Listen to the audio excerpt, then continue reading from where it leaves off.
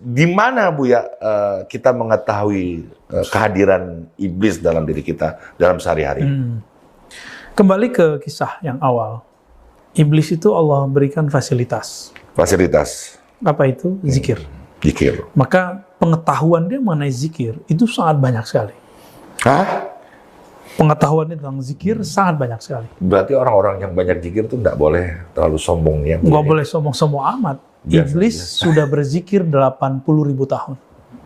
Dengar teman-teman semua. Adakah mursyid yang bisa berzikir seperti beliau?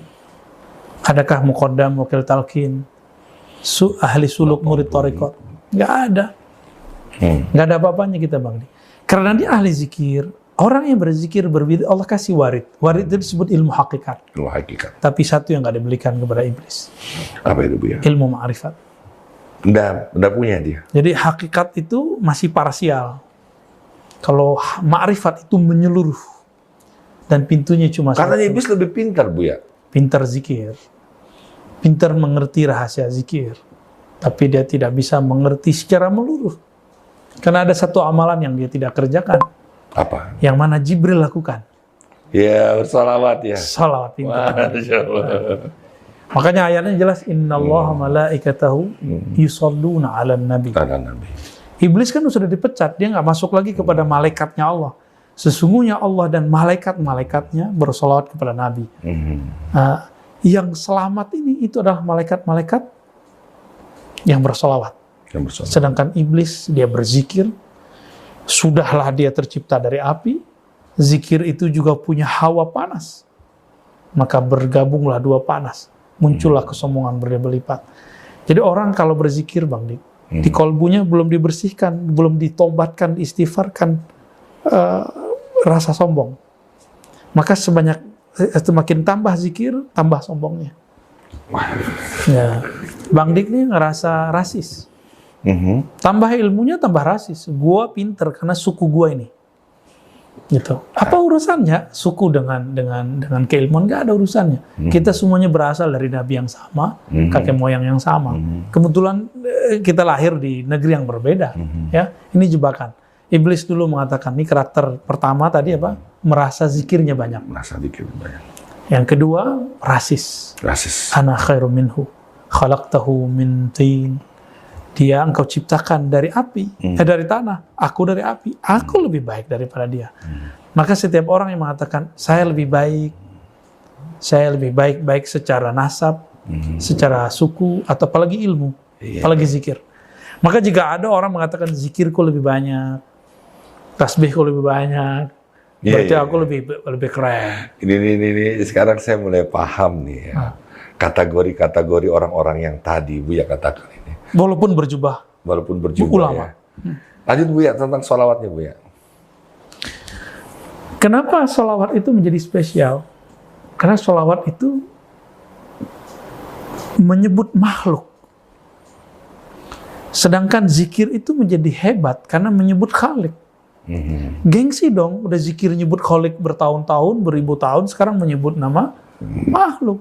Tapi kan Allah maunya begitu. Diuji. Kamu zikir dengan obsesimu, ambisimu, atau zikir karena kehendakku. Berzikir sebagaimananya layak aku inginkan, atau berzikir sebagaimana layak yang kamu mau. Ini yang berbeda antara zikirnya iblis dengan zikirnya salik, zikirnya wali. Jadi, walaupun kita belum sehebat para wali-wali itu Bang Dik, tapi minimal kita mengerti kaedah-kaedah ini.